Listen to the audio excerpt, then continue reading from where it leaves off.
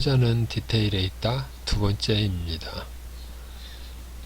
시장 환경 파악하기, 금융시장의 세계화 이해하기.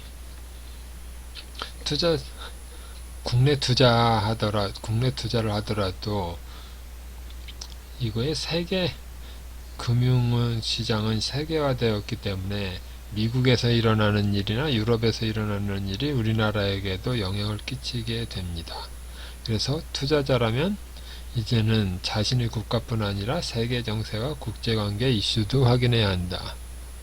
거시경제는 환율, 금리, 인플레이션이 중요한데 환율을 보면 투자자라면 시장과 관련된 정보를 직접 확인해야 합니다. 기사에 나온 말만 믿으면 안 됩니다. 그 기사에 나온 말이 환율이 올라가면 주가는 무조건 떨어진다든지 환율이 내려가면 주가는 무조건 올라간다든지 그런 말만 하는데 이게 실제로 그럴 수도 있지만 이게 좀 불안감을 유지하거나 반대로 무모하게 해서 매수하도록 하는 그런 수가 있기 때문에, 그리고 종목에 따라 환율 수혜주가 있고 환율 피해주가 있어서 종목마다 다르게 반응해야 됩니다. 금리도 적정한 금리 인상은 문제가 안 됩니다. 근데 지금 금리 얘기가 너무 많이 나오고 있는데 금리가 보통 2~3%는 좋은 상태인데 지금 5%가 넘는다? 5%가 넘으면 문제가 되겠지만 지금 2%나 3%까지는 괜찮은 상태입니다. 그리고 인플레이션도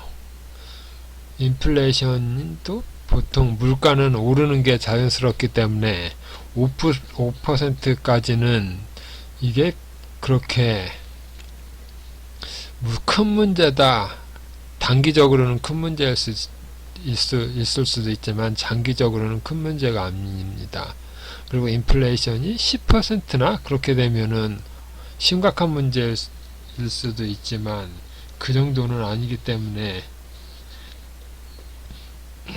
그리고 이게 인플레이션이 났다고 모든 종목에 다 공포를 매도하거나 그럴 필요도 없습니다. 그런데 지금은 하이퍼 인플레이션이나 국채금리 급등 그런 식으로 이게 약간 움직일 때는 문제가 없는데 급격하게 움직일 때는 문제가 되는 거는 사실입니다. 시장 흐름 파악하기. 시장 앞에서 시장 환경이 있고 시장 흐름이 있는데 시장 흐름은 수급에 관련된 이야기입니다. 시장 참여자들은 누구인가? 보통 개인이 샀다, 기관이 샀다, 외국인이 샀다 그러는데 그런 기준은 계좌 소유자의 기준입니다.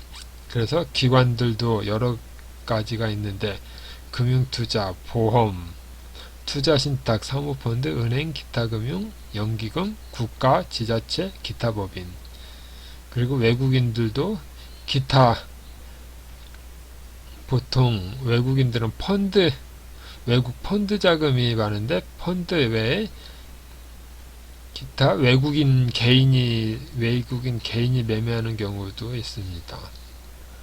그래서 외국인의 경우도 외국인이 매매하는 것도 있고, 그 다음에 외국인 펀드,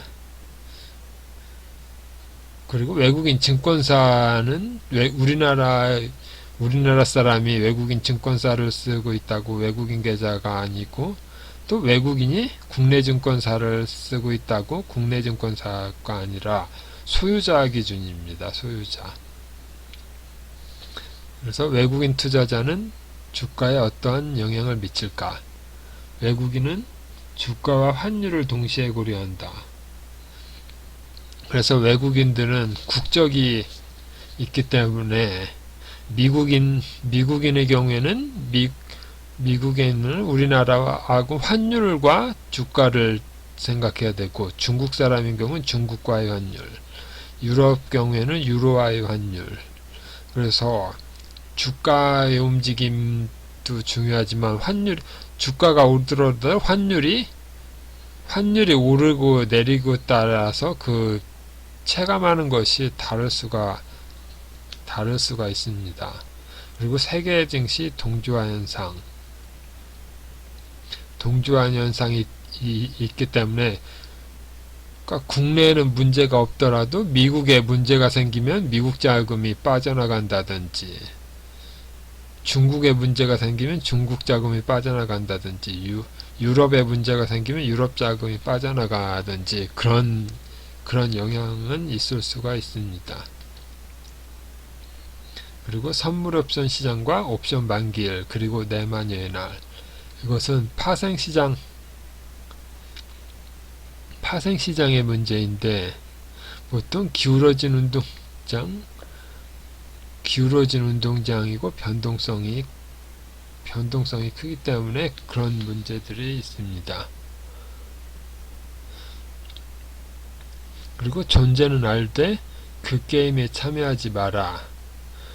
이거는 개인들이 원래 선물을 해지 수단으로 사용해야 되는데, 해지 수단으로 사용하는 사람은 거의 없고, 그냥 선물 매수 매도로 해서 이게 방향성을 맞추는 게임만 하기 때문에, 이거를 맞추면은 수익은 많이 일어나지만, 한번 실패해서 리스크가 커지면 0이 될 수도 있기 때문에, 이게 곱하기 0이면 아무리 자금이 많더라도 이게 0이 되거나 아니면 마이너스가 될 수도 있습니다. 그리고 외국인의 승리에 비례한 개미의 손실. 보통 외국인들의 옵션 만기일이나 그런데 외국인이 하방 포지션을 구축했는데 주가가 상승하면은 이게 만기일에 그 하방에서 그 포지션을 맞추기 위해서 뭐 폭탄 매도가 나오다든지, 아니면 외국인이 상방 쪽에 베팅을 걸었는데 주가가 빠진다면은 그 만기일에 그걸 맞추기 위해서 한 수조 원의 돈을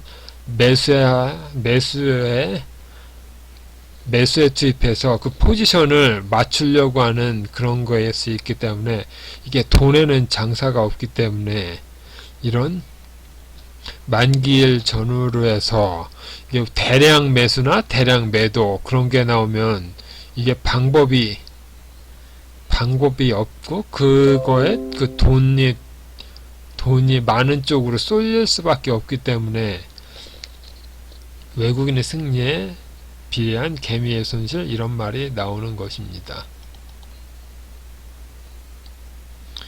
그 다음에 외국인과 기관의 포지션을 관찰하라. 그래서 옵션 만기일에 대량의 매수나 대량의 매도 같은 게 나와서 주식시장을 흔드는 경우가 많습니다. 그래서 외국인과 기관의 동행과 싸움, 그 사이에 고립된 개미군단. 이렇게 된 원인을 보면 삼성전자의 비중이 너무 크다. 몇 종목만 움직이면 시장이 움직인다. 그래서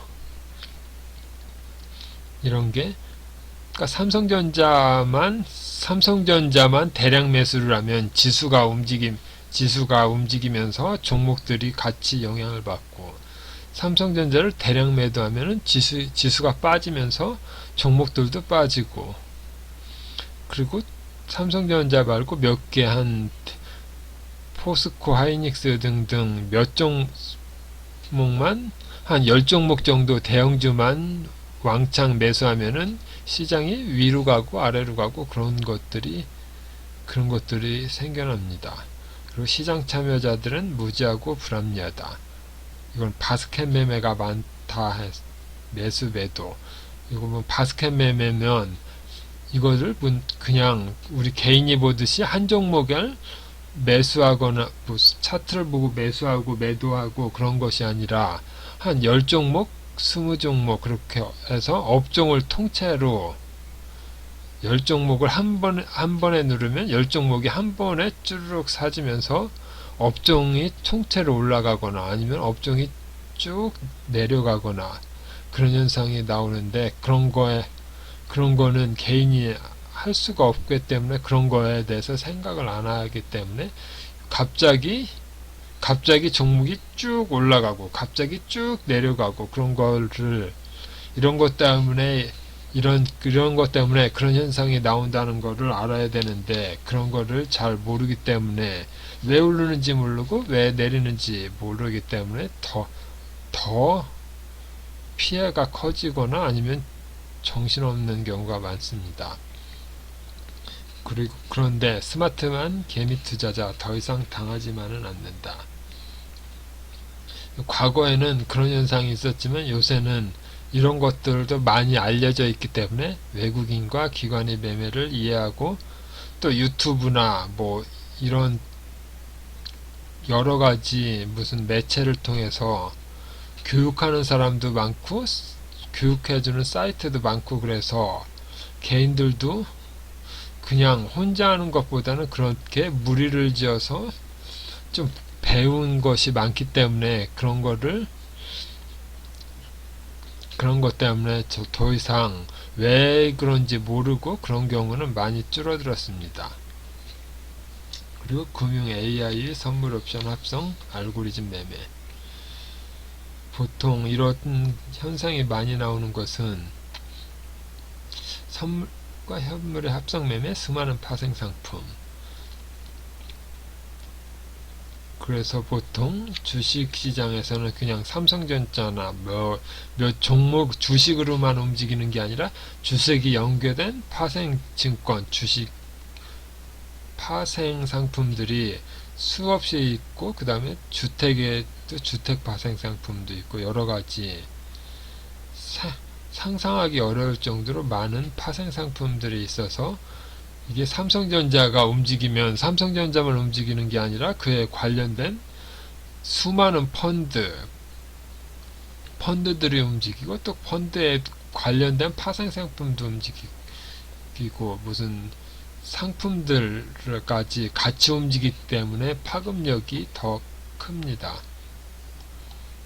그래서 여러 가지 파생 상품이 있기 때문에 외국인들은, 그러니까 보통 보면 기계적 알고리즘, 고도화된 금융 알고리즘은 계량식 분석, 심리적 파악까지 한다고 합니다. 만약에 지수가 빠지면 불안한데, 우리가 불안해서 네이버 검색창에 검색하는 내용, 그 다음에 유튜브의 동영상 시청 분석, 종목 개세판 등 이런 부분에서까지 그런 댓글이나 게시물들, 그런 거의 숫자나 내용 파악, 그런 것까지 분석해서 AI 로봇과 싸워야 되기 때문에, 그런 심리적인 현상이나 그런 것도 매매에 이용하기 때문에 우리가 싸우려면 기업 펀더멘탈에 집중하는 수밖에 없습니다. 그래서 단기적으로는 왔다 갔다 하는 것이 있지만, 결국 기업이 좋다면 기업의 실적에 맞춰서 갈 수밖에 없기 때문에 단타를 하지 말고 좀 길게 보는 수밖에 없습니다. 그리고 우리에게 유리한 점은 자금이 적기 때문에 기관과 외국인보다 빨리 들어갔다 나올 수 있다는 것입니다. 그래서 기관은 하루에 빠져나올 수가 없기 때문에 일주일에 걸쳐 빠져나와야 되는데, 개인은 그냥 팔겠다 마음만 먹으면 바로 10초, 20초면은 빠져나올 수가 있습니다. 그래서 그런 장점을 이용하는 수밖에 없다고 할 수 있습니다. 그 다음에 마케팅이란 무엇인가? 마케팅이란 시장에서 일어나는 것, 모든 것.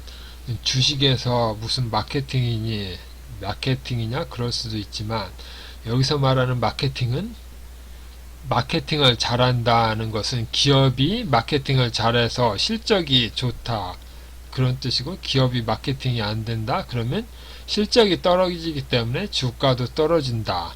그런 차원에서 말하는 마케팅입니다. 그래서 마케팅이란 시장에서 일어나는 모든 것. 여기서는 업은 직업, 비즈니스 아이덴티티, 기업 아이덴티티, 로고, 네이밍.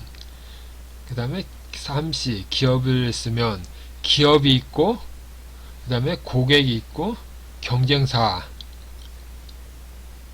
그러니까 기업만 보는 게 아니라 그 기업이 경쟁사가 있어서 만약에 경쟁사가 어떤 특허를 냈다 그러면 내 거는 떨어지거나 아니면 기업의 경쟁사가 어떤 악재가 생겼다 그러면 내 기업은 더 좋아질 수도 있고, 또 고객은 이게 우리 고객일 수도 있지만, 그러니까 삼성전자가 뭔 투자를 한다 그러면은 삼성전자의 부품사의 입장에서 고객은 삼성전자이기 때문에 삼성전자가 투자를 하면은 그 투자에 관련된 수혜주가 생길 수 있습니다. 그런 식으로 기업, 고객, 경쟁사를 생각해서 이게 주가에 관련된 생각을 하는 것입니다. 또 SWOT는 강점, 약점, 기회, 위협. 이거는 강점이 그 회사가 강점이 무엇인가, 약점이 무엇인가, 기회, 위협, 뭐 경쟁자는 있는가, 경쟁자는 위협을 주는 경쟁자는 있는가, 뭐 그런 얘기. 또 세그멘테이션, 타겟팅, 포지셔닝. 세그멘테이션에서 타겟팅이면 누구를 고객으로 할 것인가, 포지셔닝. 그 다음에 4P는 상품, 장소, 가격, 프로모션. 해서 스스로 잘 파악하고 경쟁사를 봐라. 내가 매수할 기업의 마케팅 요소를 모두 분석한다. 카카오 STP를 보면은 카카오는 처음에는 카카오톡으로 시작했습니다. 그래서 카카오톡으로 해서 한 사람을 많이 모으니까 이게 문자를 대체하는 수단으로 돼서, 그러니까 통신사에서 문자 서비스가 무용지물이 된 상황이 되었습니다. 그래서 문자를 안 쓰고 카카오톡으로 내자. 이게 그 카카오톡에 있는 그 소비자를 모아서 모빌리티로 해서 카카오 모빌리티, 또 은행, 페이, 그 밖에 수많은 거에서 또 많은 방향으로 해서 회사들이 연이어서 쭉 계속 상장되면 이게 분신술을 쓰듯이 계속 회사가 늘어납니다. 그래서 보면 영역 확장이 일어났고,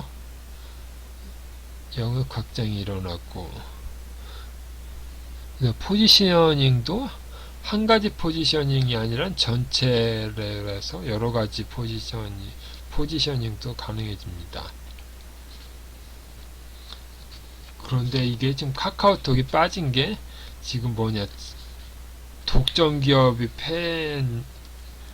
폐해니, 그래서 소상공인 영역까지 침범한다는 그 규제 이슈 때문에 그런 분신술이 지금 막혔습니다. 그래서